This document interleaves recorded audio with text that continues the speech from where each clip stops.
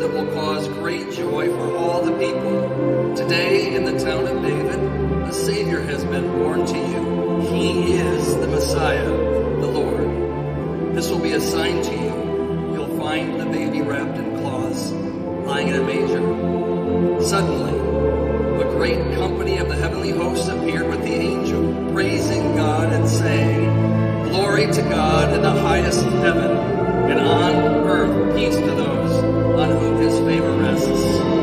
When the angels had left them and gone into heaven, the shepherds said to one another, "Let's go to Bethlehem and see this thing that has happened." So they hurried off and found Mary and Joseph and the baby who was lying in the manger.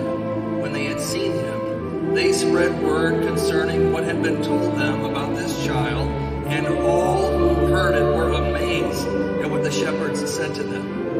But Mary treasured up all these things and pondered them in her heart.